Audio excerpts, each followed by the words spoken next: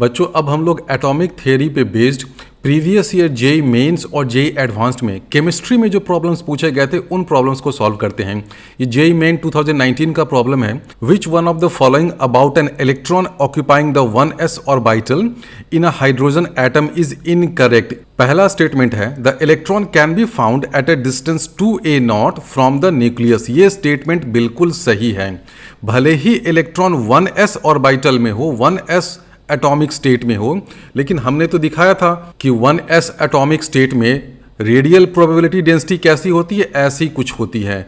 और ये जो मैक्सिमम प्रोबेबिलिटी वाला डिस्टेंस होता है ना, ये होता है a0। तो आप यहाँ से देख सकते हैं कि इलेक्ट्रॉन a0 के आसपास भी हो सकता है, a0 से आगे भी हो सकता है, इलेक्ट्रॉन 2a0 पे भी हो सकता है, क्योंकि 2a0 के आसपास रेडियल प्रोबेबिलिटी डेंसिटी 0 नहीं हुई है। तो क्वांटम थ्योरी की खूबसूरती ही यही है कि कहने को ये 1s ऑर्बिटल में है, यानी कि n की वैल्यू है 1, लेकिन n इज इक्वल टू 1 के लिए जो वेव फंक्शन बनता है और उस वेव फंक्शन से जो हम लोग प्रोबेबिलिटी डेंसिटी फाइंड करते हैं, तो वो प्रोबेबिलिटी डेंसिटी कुछ इस तरह का होता है, यानी कि 2a0 वाले डिस्टेंस पे भी इलेक्ट्रॉन लोकेटेड हो सकता है। तो ए स्टेटमेंट सही है। बी स्टेटमेंट है the magnitude of the potential energy is double that of its kinetic energy on an average. ये बिल्कुल सही है। हम लोग जानते हैं कि टोटल एनर्जी ई क्या होता है, ये होता है k plus V, kinetic energy plus potential energy. ये जो टोटल एनर्जी है this is equal to minus k। Kinetic energy obviously positive होता है, टोटल एनर्जी नेगेटिव हो जाता है, और टोटल एनर्जी तो नेगेटिव होना ही चाहिए ना, तभी तो ये इलेक्ट्रॉन जो है वो एक बाउंडेड सिस्टम का पार्ट है। ये जो हाइड्रोजन एटम है ये एक बाउंडेड सिस्टम है, और ग्रेविटेशन वाले चैप्टर में फिजिक्स में आप लोगों ने देखा होगा कि कोई भी सिस्टम अगर बाउंडेड हो तो उसकी टोटल एनर्जी नेगेटिव होती है। तो 1 इलेक्ट्रॉन एटम वाले स्टेट में भी ये जो इलेक्ट्रॉन है उसकी टोटल एनर्जी नेगेटिव होती है, और E is equal to minus k होता है, where k is kinetic energy. तो अगर E equal to minus k है तो इस E की जगह यहाँ पर आप माइनस k सब्स्टिट्यूट कर दीजिए, तो इससे आपको क्या मिल जाएगा कि V is equal to minus 2k, और माइनस k क्या होता है, E होता है, यानी कि हम लोग लिख सकते हैं V is equal to 2 times E। ये सिंपल एल्जेब्रा है और कुछ नहीं है।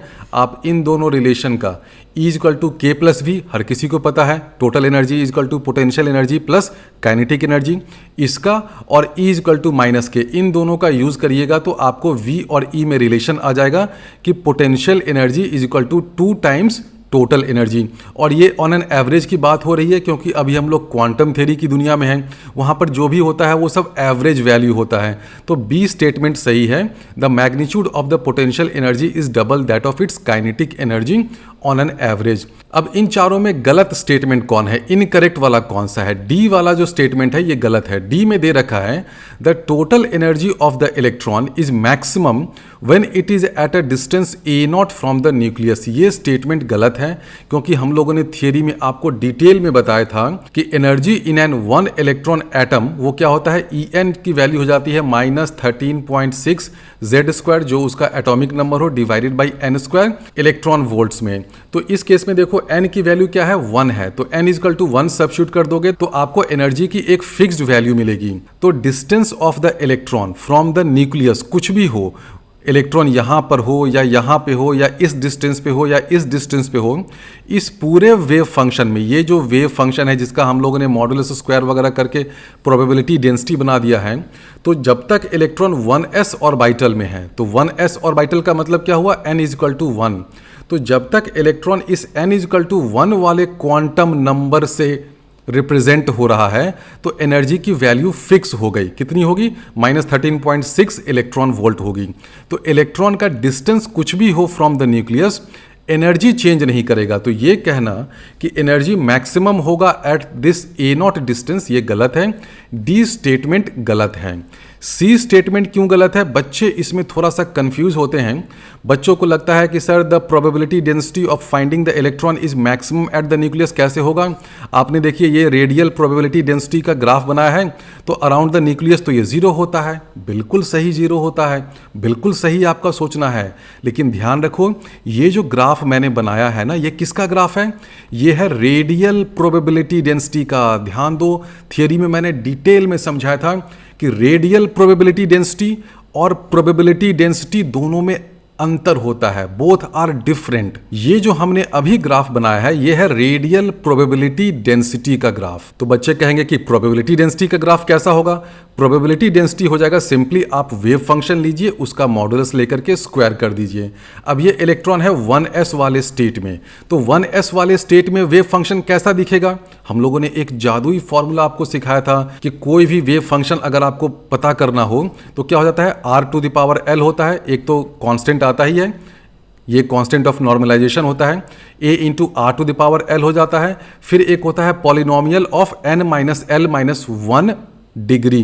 तो इस केस में देखो n-l-1 करिएगा तो वो 0 हो जाएगा, क्योंकि यहाँ पे देखो n की वैल्यू है 1, s वाले केस में l की वैल्यू हो जाती है 0, तो n-l-1 ये क्या हो जाएगा 1 - 0 - 1 यानी कि 0, यानी कि यहाँ पे जो बीच में एक पॉलिनोमियल आता है वो डिग्री 0 का होगा।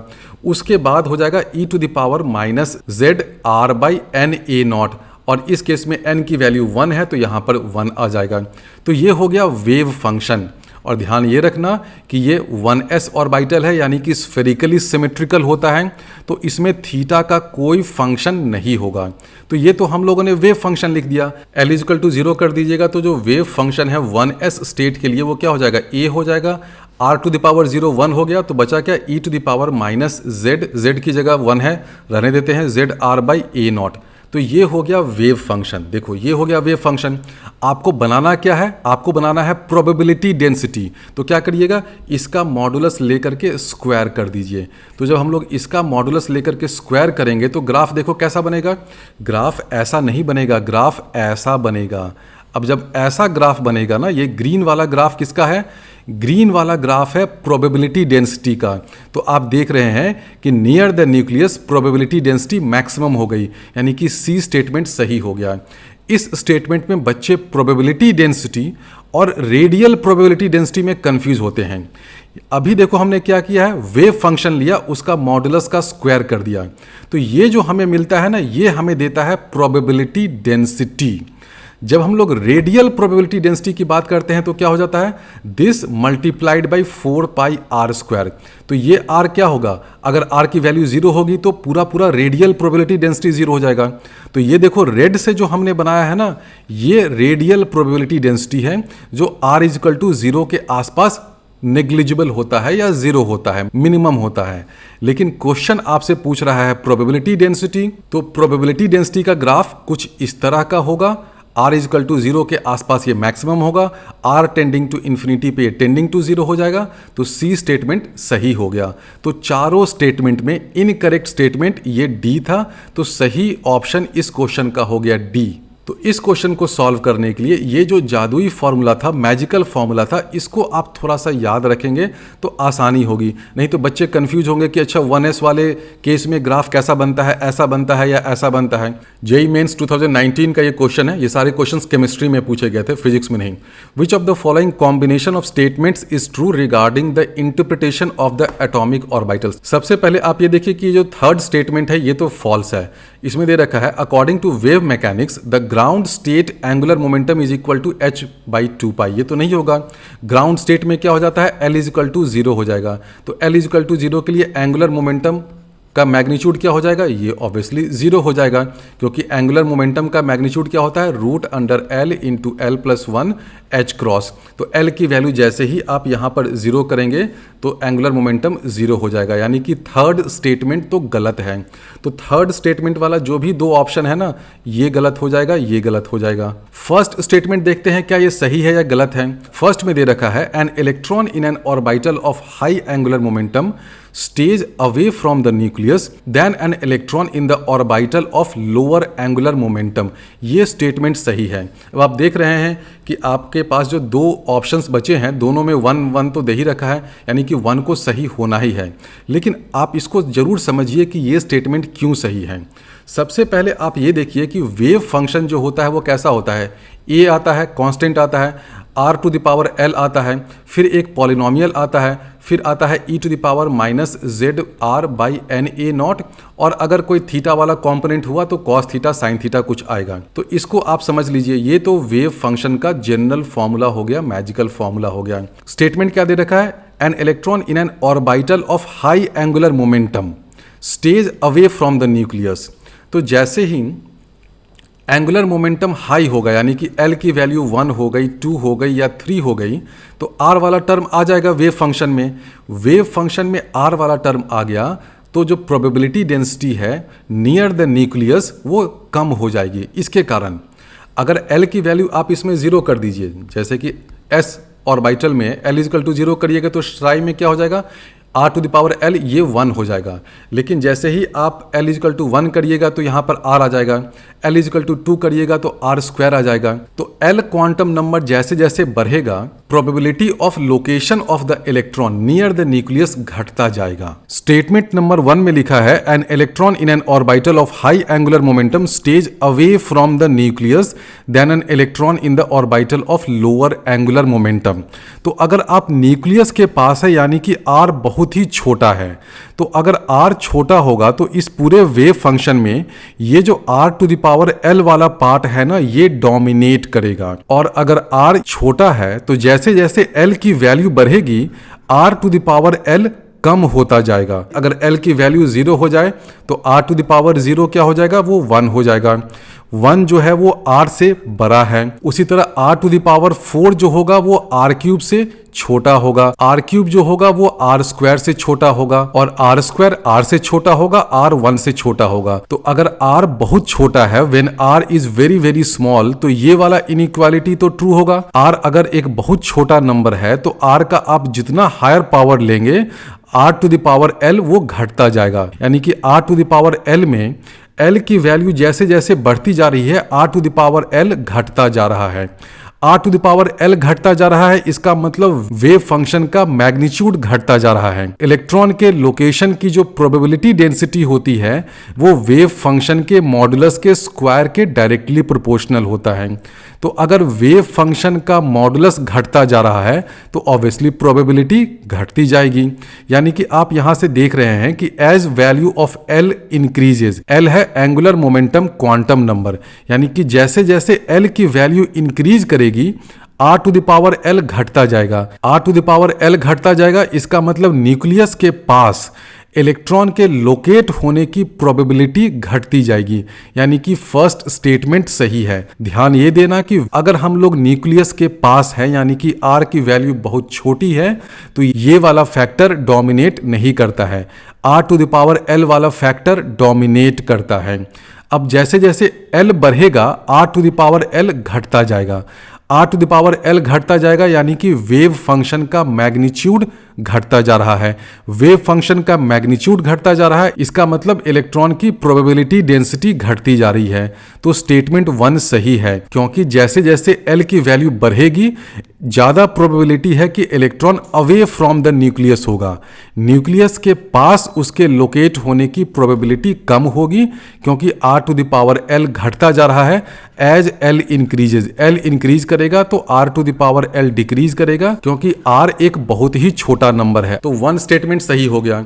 अब 2 सही है कि नहीं ये देखना है। मेरे हिसाब से तो 2 सही होना चाहिए और इस क्वेश्चन का आंसर C सही होना चाहिए।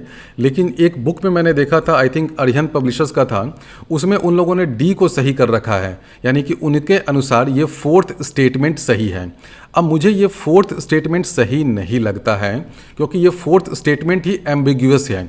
4th स्टेटमेंट में क्या दे रखा है, the plot of psi versus R for various azimuthal quantum numbers shows peak shifting towards higher R value. तो peak shifting towards higher R value हो रहा है, कब हो रहा है, एजिमुथल क्वांटम नंबर बढ़ने से या घटने से, इसमें तो दिया ही नहीं है ना। तो मेरे हिसाब से तो भाई ये स्टेटमेंट एम्बिग्यूअस है, उतना क्लियर नहीं है। और ये जो सेकंड स्टेटमेंट है मुझे तो सही लगता है, तो मेरे अनुसार तो C option should be correct. Second क्यों सही है मैं बताता हूं। For a given value of the principal quantum number, यानी कि n कांस्टेंट है, the size of the orbit is inversely proportional to the azimuthal quantum number.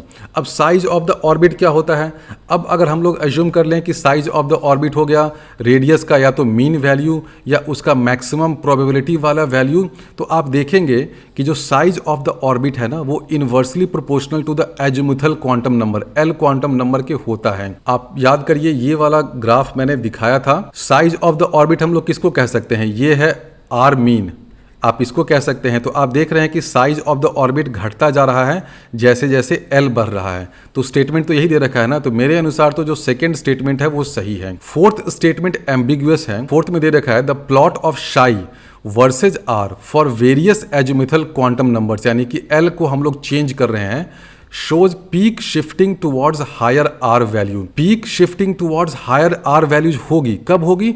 अगर आप L की वैल्यू को डिक्रीज करेंगे। पीक कहाँ है? यहाँ पर है, इसमें यहाँ पर पीक है, इसमें यहाँ पर है। Peak shifting towards higher R values हो रही है। कब हो रही है? लेकिन अगर L की वैल्यू डिक्रीज कर रही है। L इजकल टू 2 के लिए पीक यहाँ है, L इजकल टू 1 के लिए पीक थोड़ा आगे आ गया, L इजकल टू 0 के लिए पीक यहाँ पर आ गया। लेकिन स्टेटमेंट में ये नहीं दे रखा है कि एजुमिथल क्वांटम नंबर को आप इंक्रीज कर रहे हैं या डिक्रीज कर रहे हैं। मान लीजिए कि आप एजुमिथल क्वांटम नंबर को इंक्रीज कर रहे हैं, पहले L इजकल टू 0 था, फिर L इजकल टू 1 हुआ, फिर L इजकल टू 2 हुआ, तो पीक शिफ्टिंग तो देखो टुवर्ड्स लोअर R वैल्यू जा रहा है ना, तो उस केस में तो स्टेटमेंट 4 गलत हो जाएगा। और ये डायग्राम और ये ग्राफ मैंने थ्योरी क्लास में डिटेल में बताया था, इसको आपको रटने की जरूरत नहीं है, बस ये समझ लेना है कि अगर n की वैल्यू कांस्टेंट है तो जैसे जैसे आप L की वैल्यू इंक्रीज कर रहे हैं ना, देखो L इजकल टू 0 है, L इजकल टू 1 है, यानी कि ये S ऑर्बिटल के लिए होगा, ये P के लिए होगा, ये D के लिए होगा। जैसे जैसे L की वैल्यू इंक्रीज कर रही है तो ये जो पीक है ना, ये टुवर्ड्स न्यूक्लियस शिफ्ट होता जाता है। देखो पीक टुवर्ड्स न्यूक्लियस शिफ्ट हो रहा है। स्टेटमेंट 4 में आपको दे रखा है कि peak is shifting towards higher R values, लेकिन स्टेटमेंट में ये नहीं दे रखा है कि शिफ्टिंग किस केस में, L को इंक्रीज करने में या डिक्रीज करने में। इसलिए मुझे स्टेटमेंट 4 एम्बिगुअस लग रहा है। कुछ बुक्स में मैंने देखा है कि स्टेटमेंट 4 को सही मानते हुए इसका आंसर दे रखा है, लेकिन मुझे लगता है कि स्टेटमेंट 2 जो है वो करेक्ट है। स्टेटमेंट 1 तो ऑब्वियसली करेक्ट है ही, तो 1 और 2 को करेक्ट मानते हुए ये सी ऑप्शन सही होगा। जेईई एडवांस 2010 का ये प्रॉब्लम है, the hydrogen like species lithium 2+ is in a spherically symmetric state S1 with 1 radial node. Upon absorbing light the ion undergoes a transition to a state S2। the state S2 has 1 radial node and its energy is equal to the ground state energy of the hydrogen atom। Paragraph type question है। the state S1 is, S1 में आप देखो कि L की value क्या होगी? 0 होगी। क्यों 0 होगी? क्योंकि आपको दे रखा है कि स्टेट S1 जो है वो स्फेरिकली सिमेट्रिक है। स्फेरिकली सिमेट्रिक सिर्फ और सिर्फ L इजकल टू 0 के लिए होता है, यानी कि S ऑर्बिटल के केस में होता है। तो S1 स्टेट में L की वैल्यू हो गई 0, और S1 में दे रखा है कि नंबर ऑफ रेडियल नोड है 1, और नंबर ऑफ रेडियल नोड हम लोग जानते हैं क्या होता है, n माइनस L माइनस 1। इसकी वैल्यू हो गई है 1 और L की वैल्यू है 0, तो हम लोग कह सकते हैं कि n इजकल टू क्या हो जाएगा, 1 + 1 2, क्योंकि आप यहाँ से देखो L की वैल्यू 0 है, इसमें सब्स्टिट्यूट कर दो तो n की वैल्यू हो गई 2, n की वैल्यू हो गई 2, L की वैल्यू हो गई 0, यानी कि स्टेट S1 क्या हो जाएगा, 2s। तो सही ऑप्शन हो गया 2s। दूसरा क्वेश्चन पूछा है energy of the state S1 in units of the hydrogen atom. Energy क्या होता है, En जो होता है वो हो जाता है -13.6 Z²/n² इलेक्ट्रॉन वोल्ट में। मैं बार बार इसी फॉर्मूले को यूज करता हूं, मेरा ये फेवरेट फॉर्मूला है energy of an 1 electron atom system के लिए। इस फॉर्मूले को यूज करिए, कहीं कोई कंफ्यूजन नहीं होगा। अब आपसे पूछा है energy of the state S1 state में n की वैल्यू क्या है, 2 है, तो n की जगह 2 डाल दो। n इजकल टू 2 करिएगा तो यहाँ पे n² क्या हो जाएगा, 4 हो जाएगा, और लिथियम के लिए Z होता है 3, तो 3² हो जाएगा 9, और ये 13.6 तो रहेगा ही, माइनस भी रहेगा ही। आपसे पूछा है in units of hydrogen atom ground state energy क्या होगा। हाइड्रोजन एटम के ग्राउंड स्टेट में एनर्जी क्या होती है, -13.6, तो इसके यूनिट के टर्म्स में इसकी एनर्जी क्या हो जाएगी, ग्राउंड स्टेट में जो एनर्जी है उसका 9/4 टाइम्स, 9/4 क्या हो जाता है 2.25, तो energy of the state S1 क्या हो जाएगा 2.25, क्योंकि जो ground state of hydrogen atom में जो एनर्जी है -13.6 इलेक्ट्रॉन वोल्ट, उसका ये 9/4 टाइम्स है, यानी कि 2.25 टाइम्स है, तो C option is correct. Third question पूछा है the orbital angular momentum quantum number of the state S2 state में क्या हो रखा है, आपको दे रखा है कि S2 स्टेट में 1 रेडियल नोड है and its energy is equal to the ground state energy of the hydrogen atom. Energy का क्या फॉर्मूला होता है, -13.6 Z²/n² इलेक्ट्रॉन वोल्ट में होगा। अब S2 स्टेट में एनर्जी जो है वो -13.6 के बराबर है, तो S2 स्टेट में एनर्जी जो है वो -13.6 के बराबर है। इसका मतलब Z²/n² ये 1 है, तो Z = n हो गया, ये हो गया, यानी कि n की वैल्यू क्या हो जाएगी S2 स्टेट में, n की वैल्यू हो जाएगी 3। तो n इज इक्वल टू 3 हो जाएगा किस स्टेट में, S2 स्टेट में। और ये भी दे रखा है the state S2 has 1 radial node, और नंबर ऑफ रेडियल नोड्स क्या होता है n माइनस l माइनस 1। ये कितना है 1 है, तो इसकी वैल्यू हो गई 1। तो l की वैल्यू क्या हो जाएगी, l की वैल्यू हो जाएगी 3 minus 2, l is equal to 1 आ गया। तो आंसर हो गया B। तो ये बहुत ही सिंपल क्वेश्चन था। अगर आपको नंबर ऑफ रेडियल नोड्स का ये वाला फॉर्मूला और एनर्जी का ये वाला फॉर्मूला ये अगर आता है तो आप आसानी से इस क्वेश्चन को सॉल्व कर सकते हैं।